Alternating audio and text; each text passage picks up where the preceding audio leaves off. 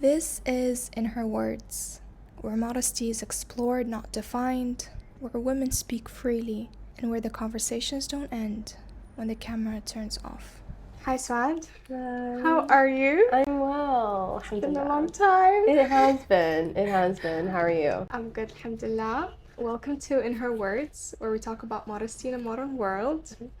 Paint a picture of who Suaad is. I am a project manager by trade, but I also am an event and workshop curator.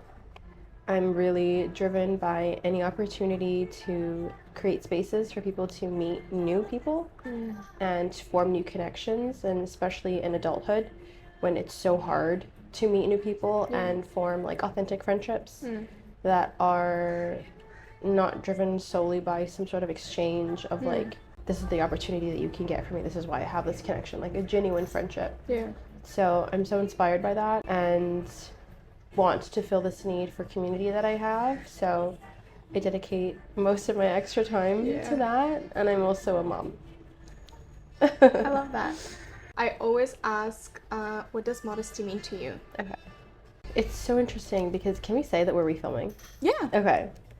I honestly think from when we first shot this to now, like my understanding and impression has changed a little. Okay. Because I remember I said like I feel like modesty is an individual experience. Yeah. I don't think that's entirely true anymore. Okay. I think you can't help as an individual by being shaped in the society that you're in. So my idea of modesty when I'm here in this region is totally different from like when I'm in Canada. So although modesty means a lot to me, it's a part of my identity. It's how I choose to present myself. How it presents, depending on where I am at the time, is totally different. What does community mean to you as a modest woman? I think it's everything. I am a third generation or third culture kid, right? So like I come from a mixed race background, and although I have a lot of siblings, it is kind of difficult trying to find where you fit in. I have that, and I also grew up outside of my home countries in Canada, so having to establish a sense of community is something that I had to figure out from a very, very young age. And you can't help but be shaped by people that are around you. So the level of curation, you know, what does that even mean? Like as a kid, you don't know that. You become friends and you associate with whoever's in the same school that you're in, whoever's in your neighborhood, whoever lives down the street. I remember growing up in Canada, we were so close to our neighbors. They were all white looking back, you know, like there was no cultural similarity there in terms of like the culture from back home. I only started making friends of the same ethnicity as me when I was in university. Yeah, so I think community really shapes who you are, but also who you want to be and who you want to become. And at some point in your youth, you decide if you're satisfied with the community that you have or if you want more for yourself. How do you acquire that? Okay, so do you think modesty feels heavier when you're alone, when you're going through it by yourself? I feel like that's a loaded question. Okay. Because what does that even really mean? You know what I mean? Like if your impression of yourself and of others is shaped by the society that you're in or the community that you're a part of, in a way you're never really alone in that experience. So the reason that I started wearing hijab however many years ago throughout my childhood was not wearing hijab. Only when I was in university did I start. And one of my driving forces for that was because I wanted to take control of my identity in a way, and I wanted to appear to be Muslim and present myself to the world and to society as a Muslim. And in that journey, I found myself making more friends who were wearing hijab. So it's like we were kind of on the same journey, and I was drawn to people who were on a similar journey to me. And then once you start wearing hijab, you can't help but like now this is how you're presented. It's kind of what you attract. Yeah. I made a YouTube video, and the title of the video was why I started wearing hijab at 21 or 22, something like that. Okay. And then it was getting reposted, and then I had to delete it because my dad said something about the video, which is I was wearing a turban, my baby hairs were out. And he made a comment and he was like, what is the point of this video? You're not even really wearing hijab in this video. I was like, fair. That shaped me. Like that comment, I took that to heart. He didn't mean it in a judgmental way. So I tried to explore even further, like what does it mean to be a hijabi? What does it mean to dress modestly? And then in my research and in my search for a community that aligned with that part of my life, you can't help but be shaped by what other people think of how you're presenting yourself. Follow that up. Do you think modesty is subjective? Absolutely. Yeah. Okay. I mean, like, although I received criticism, like that's like my dad's comment is only one example. Yeah. I genuinely believed at the time that I was dressing modestly. But now looking back, there are so many outfits that I actually posted on the internet to, I guess, like inspire and that I would not wear today. But at the time, I considered that to be modest, and I considered myself to be like practicing hijab with what I was wearing. Yeah. It's very interesting how you genuinely believe that you are dressing modestly, because I had the same thing where I would have people look at me and be like, babes, that's not hijab. But I'm like, I'm covered. Yeah.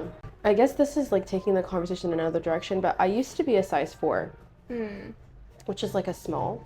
Okay. I had a baby and all these kinds of things, and your body changes so much. Yeah. And my relationship with modesty changed in that time as well, because I felt like when I was at my skinniest, I could get away with so much more, to the point where like when I was gaining weight and like you could see more of my Curves, shape, I guess. People were making comments at that time. But when I was super skinny, like no one would really say anything to me. Yeah. So I do think like it is really, really subjective. And in a way, it's not fair. Like you have to put so much effort in if you are more curvaceous or whatever it is to cover up.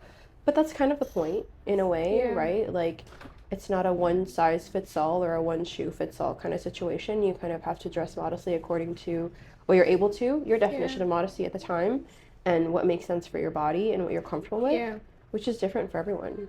Have you ever felt like you were misunderstood for choosing modesty? Because you said you started wearing hijab at the age of in your 20s, and I feel like nowadays it might be a hard age to kind of start dressing modestly. Not really, because I will say, like, despite not wearing hijab, like I did try to dress modestly according to what I thought was modest at the time, and most of the friends that I had were Muslim or respective of that. Alhamdulillah, I've never really been drawn to anyone who is ingenuine or judgmental. And if at any point in my life I was, I'm glad to say that I'm not friends with those kinds of people. I've always kind of fit in the category of other. Okay. So I guess I'm used to a certain level of judgment that didn't really bother me. Yeah. Or I didn't really notice it. Ignorant bliss. Like we mentioned, we're obviously refilming it.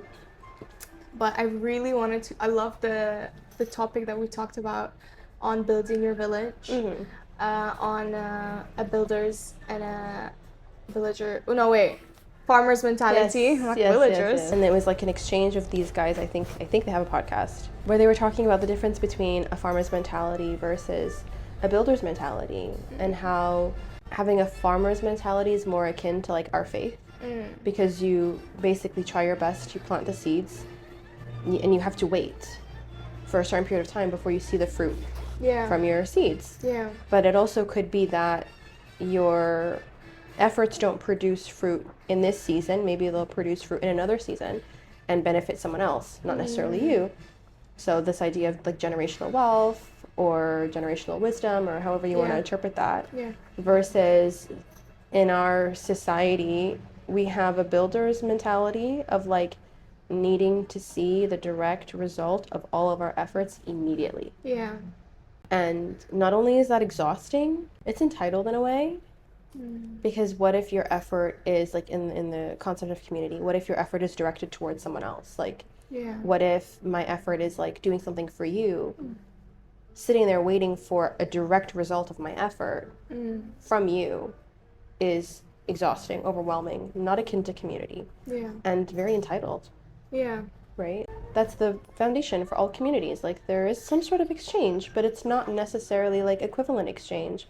It's not necessarily like I give you this thing, you give me the same thing back. It could be that I give you really good advice, and some point down the line, like, you gift me something physical or intangible. I don't have a problem asking people for things, And my sister does. That's what she was saying. She was like, it's really hard for her to ask. It's really hard for her to, like, if she's struggling with things, like, ask for help or ask for support or share this need and reach into her community or reach into her village. And I was telling her, like, you can't blame your village for that. That's true. You can't blame your village for that, because how can people support you, number one, if they don't know that you need support? Yeah. And number two, I think the inhibiting factor is that you're scared that people are going to say no. You're scared that you're going to ask for the support that you need and you're not going to receive it. And that's still a you problem, because that's very entitled. Like, you can't just expect that people will be readily available to support you. There's a chance that they will, and there's a chance that they won't. Yeah. But not asking erases that chance entirely. You're not giving anyone the opportunity to step up if they can.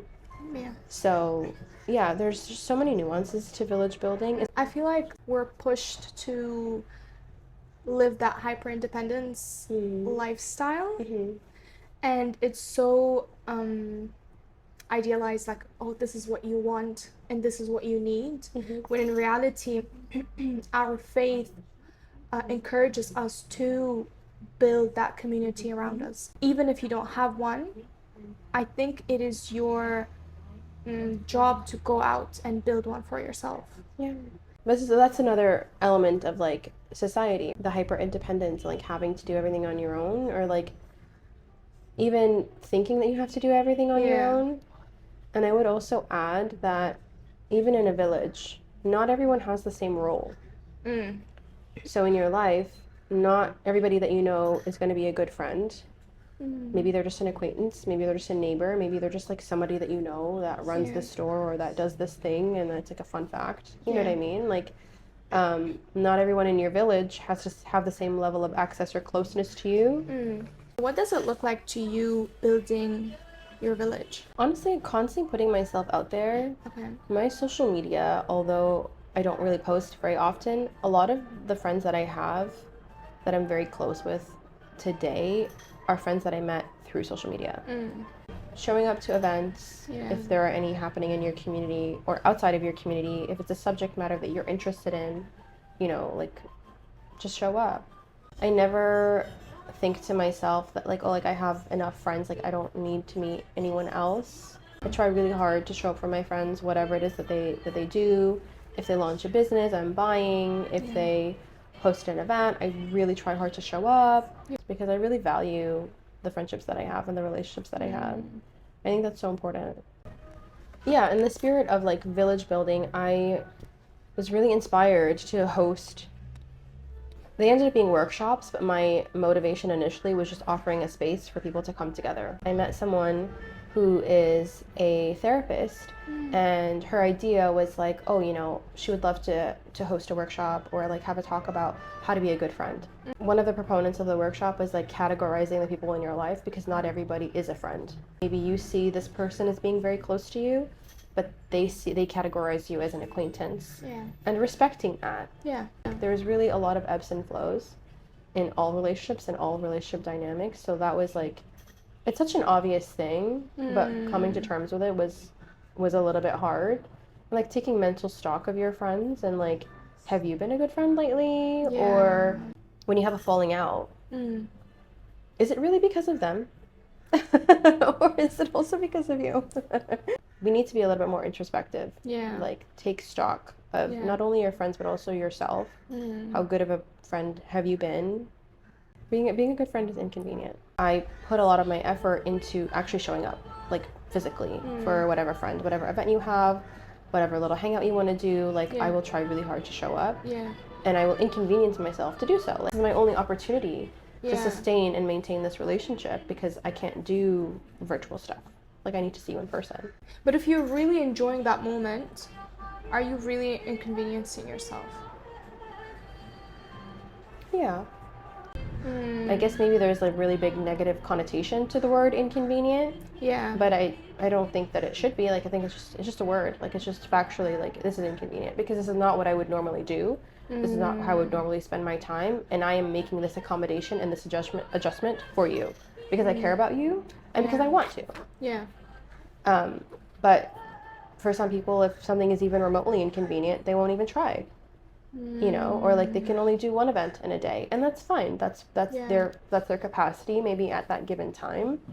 But there is a level of inconvenience in relationships, you know, like maybe you could be doing something else with your time, but you're choosing to show up for your friend in whatever way that they need. Yeah. I believe that in any relationship, to sustain it, to grow it, you need to make some sort of sacrifices. Okay, I agree. I feel like you had to be convinced. Yeah, I agree.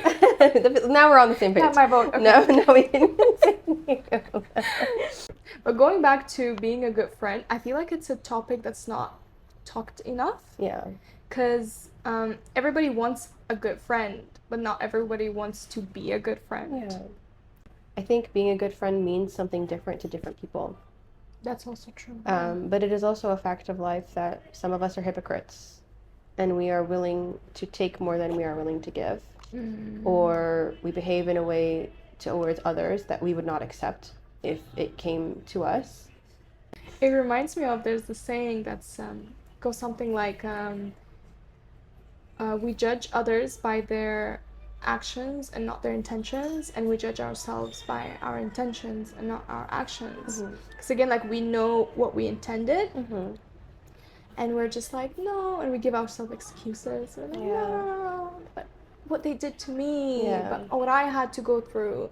But we never really know their intention, and we just see the action. And we will not give them the same excuse as we give ourselves. That's such a good point.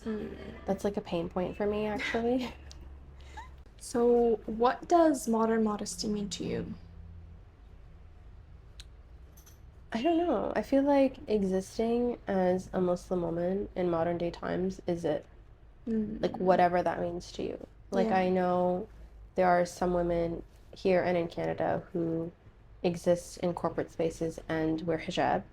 And there are some who wear niqab. Like, that's kind of the choice that you're making. And I love how the society that we live in right now, to some degree, is more accepting than it was many years ago for those kinds of choices.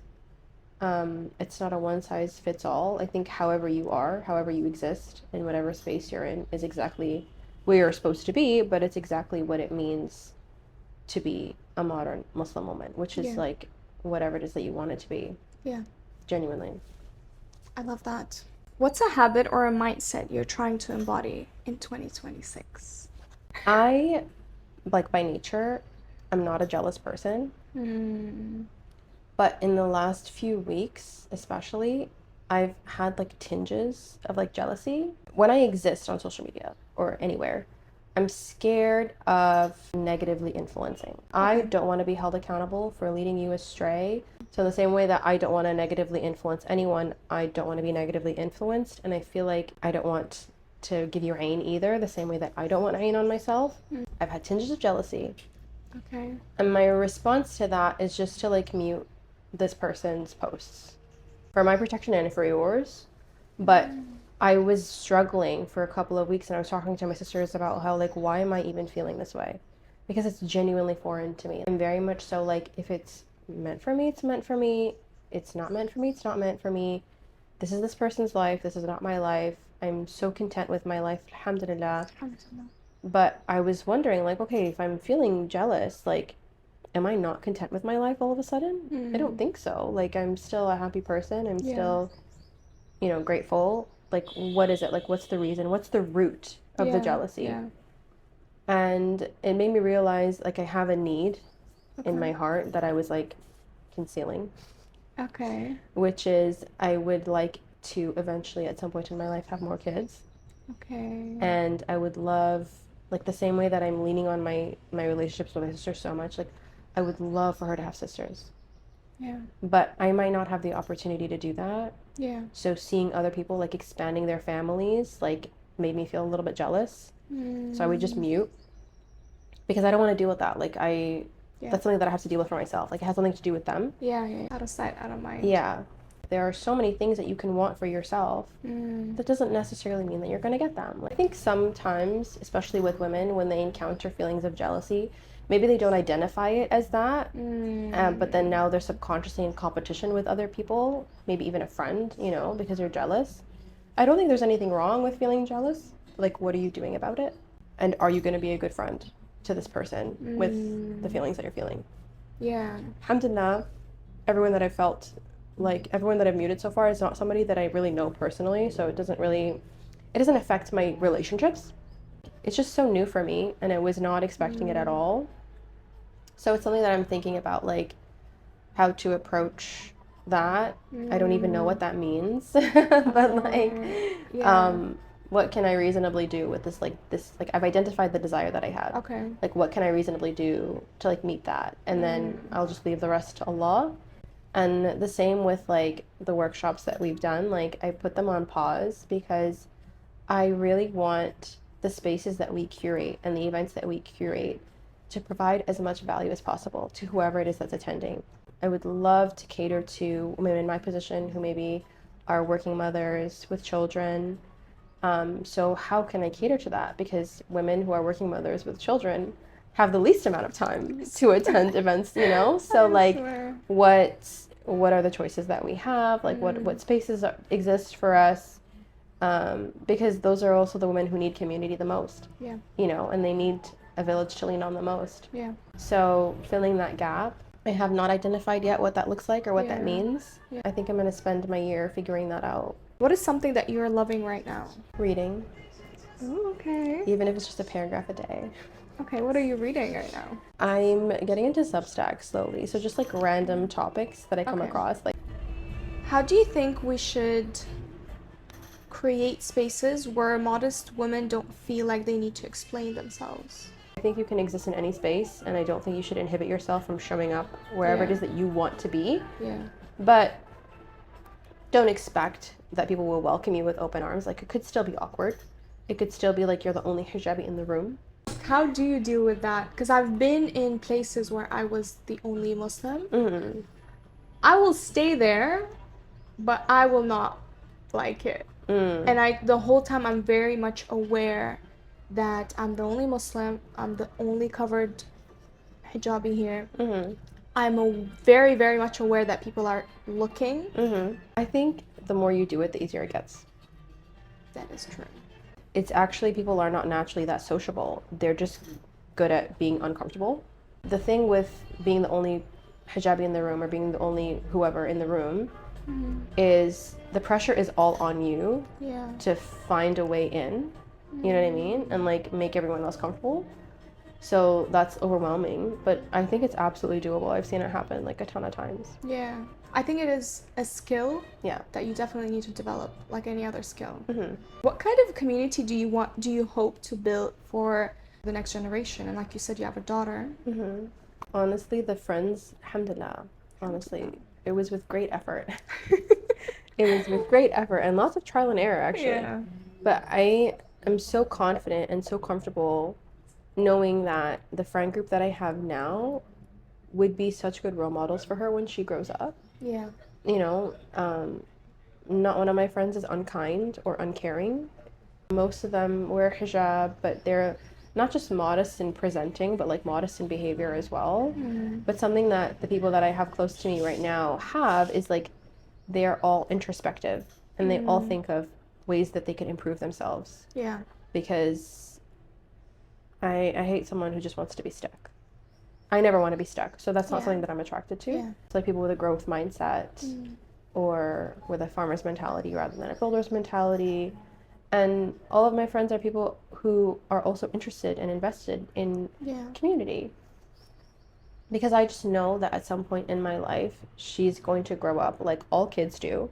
Yeah. And the parents will stop being their world, you know, and they will seek support from other people. She has actual aunts. Like I have sisters, alhamdulillah, that she's very close to. And inshallah, she can lean on them at points in her life where she doesn't want to listen to me or she doesn't agree with me, which is developmentally appropriate. Like at some point, you just fight with your mom. Yeah. It's normal. It's a norm. If at any point, like my sisters are not enough for her, I have all of these friends that she can lean on. Yeah. And it's my responsibility to just continue to nurture these relationships and make them long lasting and sustainable, so that she has the opportunity, and they also have kids and they can be their own friend group. And I really worked hard to like get to the point that I'm at right now, for myself, but I'm even more motivated now to maintain these relationships for my daughter. I think it also allows her to see that standard that her mother has in choosing the people she wants to be around with. And it helps her in the future to build her own village as well. It starts with us on how the next generation is going to be. And they look up to us at a very, very young age, where we don't even understand that they're actually learning from us. What would you recommend to a girl who's starting her modest journey? I think it's healthy to have a good role model. Like, I don't think social media is bad to look for that. There's so many examples of amazing role models for modesty on the internet. Maybe you don't have to choose one. But what's important is ask yourself, what's driving you towards this? Like, is the root of it faith-based? Are you doing anything to accompany that? You know, like, I only started getting into taking Islamic classes, like specific targeted Islamic classes, in the last year or so. You know, like, are you attending halaqas or lectures, or like watching videos online about the topic, so that you're actually educating yourself on it, so that you're making informed decisions? Or are you allowing yourself to just be influenced by social media, which is not bad, depending on what you're allowing yourself to be influenced by. But just really exploring that. I think that would have helped me have a more structured approach to dressing modestly and wearing hijab when I started. You don't have to really figure it out on your own. You don't have to just like experience it and then see how it goes. For something like that, you can have a more structured approach. You can watch videos, you can learn things on your own, you can put yourself in the community, make friends who are maybe going through the same thing that you're going through, and find role models that you look up to, who maybe inspired you to start this journey, but also, or if they didn't inspire you to start, can inspire you to continue. That's my biggest piece of advice. And giving yourself grace and giving yourself room to make mistakes. I know I did. Tons. I'm sure I'm still making some, you know, so it's not a perfect thing. And I actually don't think it's permanent. You know what I mean? Like, there's ebbs and flows, like everything. Like, I dress a certain way, and then maybe I get lax in my modesty journey, and then I come back to whatever. So I think that's like the final thing. Do it for the right intention. Do it for the right reason. Do it for the right reason. Thank you so much. Thank you. I genuinely enjoyed it, and I loved hearing your worlds and you sharing it with us and with me. Thank you for having me. I genuinely enjoyed it. I think we had more of a direction. Congrats to you with your question. Your beautiful questions. Okay, I'm gonna switch it off.